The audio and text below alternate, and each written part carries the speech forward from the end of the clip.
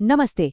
आज के इस एक्सप्लेनर में हम एक ऐसे आर्थिक रहस्य पर बात करने वाले हैं जो हम में से लाखों मिडिल क्लास प्रोफेशनल्स को हर महीने परेशान करता है। एक ऐसी सिचुएशन जहां मेहनत की कमाई आती तो है पर कहाँ गायब हो जाती है पता ही नहीं चलता। चलिए फटाफट इसमें डिटेल में जाते हैं और देखते हैं कि आखिर इस हार्ड अर्न्ड इनकम के साथ क्या होता है और कैसे इस प्रॉब्लम से हमेशा के लिए बचा जा सकता है। होता क्या है ना, सैलरी आने का दिन पेड़े एकदम किसी फेस्टिवल जैसा लगता है। बैंक अकाउंट का बैलेंस देखकर एक अलग ही खुशी होती है। पूरे महीने के नए प्लान्स बनने लगते हैं। लेकिन ठीक 15 दिन बाद जब वॉलेट और बैंक अकाउंट दोनों खाली मिलते हैं तो दिमाग में बस एक ही सवाल घूमता है कि पैसा आखिर उड़ कहाँ गया। ये एक ऐसी मिस्ट्री है जो हर महीने रिपीट होती है और समझ ही नहीं आता कि गलत क्या हो रहा है। यहाँ पर हमें एक बहुत बड़ा रियलिटी चेक मिलता है। जब महीने के अंत में पैसे खत्म हो जाते हैं तो आमतौर पर लगता है कि सैलरी ही कम है। पर सच्ची बात तो ये है कि अकाउंट खाली होने का रीज़न कोई अचानक आई बड़ी इमरजेंसी या बड़ी खरीदारी नहीं होती। असली दिक्कत उन इनविजिबल छुपे हुए मनी लीक्स की होती है जो चुपचाप बैंक अकाउंट से पैसे निकाल रहे होते हैं और किसी की नज़र भी नहीं जाती। चैप्टर 1, महीने के अंत का रहस्य। चलिए देखते हैं कि आखिर ये फंड्स इतनी जल्दी और इतनी चुपचाप गायब कैसे हो जाते हैं। इसको एक बिल्कुल आम जिंदगी के एग्जाम्पल से समझते हैं। मिलिए अर्जुन से, जो एक टिपिकल मिडिल क्लास प्रोफेशनल है। उसकी महीने की इनकम 25,000 रुपए है। जैसे ही सैलरी आती है अर्जुन बहुत खुश होता है। वो नए कपड़ों की ऑनलाइन शॉपिंग के प्लान्स बनाता है और वीकेंड पर दोस्तों के साथ घूमना भी उसकी आदत है।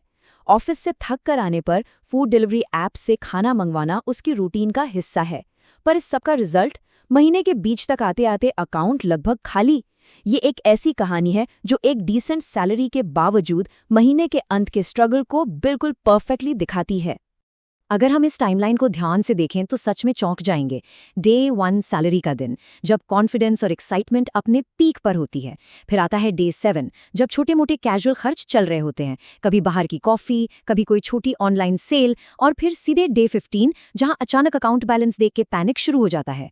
एक्साइटमेंट से आर्थिक स्ट्रेस तक का ये सफ़र सिर्फ 2 हफ्ते में पूरा हो जाता है और अर्जुन जैसे लोग पूरी तरह से कन्फ्यूज रह जाते हैं कि पैसा गया कहाँ। और यहीं से आता है चैप्टर 2, छुपे हुए डेली लीक्स की खोज। अगर महंगे गैजेट्स या लग्जरी आइटम्स नहीं खरीदे जा रहे हैं तो आखिर अकाउंट खाली क्यों हो रहा है? वक्त आ गया है इन छुपे हुए कल्प्रिट्स को पकड़ने का। जब हम रोजाना के खर्चों का ऑडिट करते हैं तो सच्चाई सामने आती है। रोज ऑफिस के बाहर की चाय और स्नैक्स, हफ्ते में 1-2 बार फूड डिलीवरी ऐप्स का यूज़, फ्री टाइम में फ़ोन पर रैंडम ऑनलाइन शॉपिंग और कई सारे वो डिजिटल सब्सक्रिप्शंस जो हर महीने चुपचाप ऑटो रिन्यू होते रहते हैं। ये सब सुविधाएं देखने में ऐसी लगती हैं कि इसमें क्या ही खर्च हो रहा है, पर असल में यही बैंक अकाउंट के सबसे बड़े दुश्मन हैं। और अब इस कैलकुलेशन पर ध्यान दीजिए, दिमाग घूम जाएगा। अगर दिन में सिर्फ 200 रुपए ऐसे ही बेकार की चीज़ों पर वेस्ट हो रहे हैं तो सुनने में ये शायद बड़ा ना लगे, लेकिन महीने का 6,000 और 1 साल का लगातार कैलकुलेट करें तो 72,000 रुपए का नुकसान होता है। 1 साल में पूरे 72,000 का लॉस, सिर्फ इसलिए क्योंकि उन छोटे लीक्स पर ध्यान ही नहीं था। तो सबसे महत्वपूर्ण पॉइंट जो समझना है वो ये है कि लोग किसी अचानक आए आर्थिक संकट की वजह से बर्बाद नहीं हो रहे हैं। वो बर्बाद हो रहे हैं अपनी इन साइलेंट, लगातार बढ़ती हुई छोटी डेली आदतों की वजह से। एक महंगा फोन लेने से उतना नुकसान नहीं होता जितना रोजाना के बिना सोचे समझे की गई थोड़ी थोड़ी स्पेंडिंग से होता है। ये आदतें धीरे धीरे आपकी वेल्थ को डिस्ट्रॉय कर देती हैं। Chapter 3, secret financial system. इस फाइनेंशियल पैनिक और डर से बाहर निकलकर आइए एक ऐसे रिलायबल फ्रेमवर्क की तरफ बढ़ते हैं जो गेम पूरी तरह पलट देगा।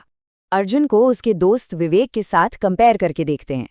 दोनों की सैलरी बिल्कुल सेम है, 25,000। लेकिन एक तरफ अर्जुन के पास 0 सेविंग्स और बहुत ज़्यादा टेंशन है, जबकि विवेक की सेविंग्स बढ़ रही हैं और वो बिना किसी स्ट्रेस के लाइफ जी रहा है। ये इस बात का सबसे बड़ा प्रूफ है कि आर्थिक शांति पाने के लिए ज़्यादा इनकम का होना ज़रूरी नहीं है, बल्कि सेम सैलरी को मैनेज करने का सही अप्रोच ज़रूरी है। विवेक की सक्सेस इस एक कोर फिलॉसफी में छुपी है।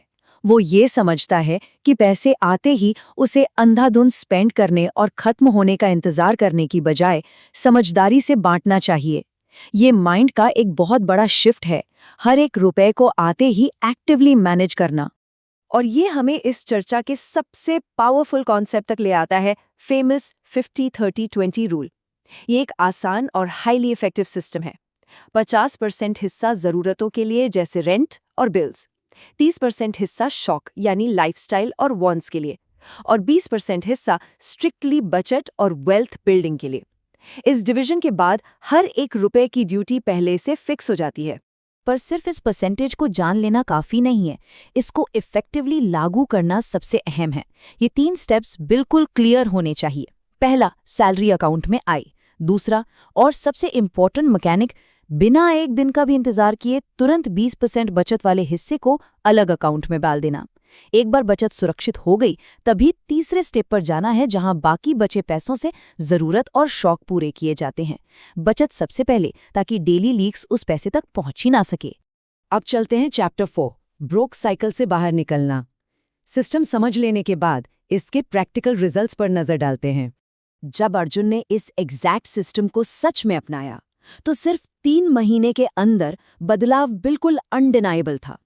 महीने के अंत की वो जानी पहचानी पैनिक और स्ट्रेस गायब हो गई। पैसों पर एक बेहतर कंट्रोल आ गया और बिना किसी एक्स्ट्रा टेंशन के लगातार बचत का एक पैटर्न सेट हो गया। ये फ्रेमवर्क सिर्फ पैसे नहीं बचाता, ये मेंटल पीस देता है। तो आखिर में याद रखने वाली सबसे बड़ी बात यह है कि सेविंग्स का ना होना कोई केयरलेसली पैसा उड़ाने का नतीजा नहीं है। ये असल में एक प्रॉपर स्ट्रक्चर्ड फाइनेंशियल फ्रेमवर्क के बिना ऑपरेट करने का असर है। जब तक कोई सिस्टम नहीं होगा, पैसा लीक्स के थ्रू बह ही जाएगा। दौलत कभी सिर्फ बड़ी सैलरी से नहीं बनती, वो एक सॉलिड सिस्टम से बनती है। इस एक्सप्लेनर को खत्म करते हुए ये जरूरी है कि हम अपने खुद के खर्चों के बारे में थोड़ा सोचें। एक बार ध्यान से सोचिए, आपके बैंक अकाउंट में सबसे बड़ा हिडन लीक कहाँ है? क्या वो बार बार मंगवाया गया खाना है, इम्पल्सिव ऑनलाइन शॉपिंग, या वो रैंडम ऑटो रिन्यू होने वाले सब्सक्रिप्शंस? इन्हें पहचानना और आज ही एक नया सिस्टम अपनाना ही सच्ची आर्थिक सुरक्षा की तरफ पहला कदम है।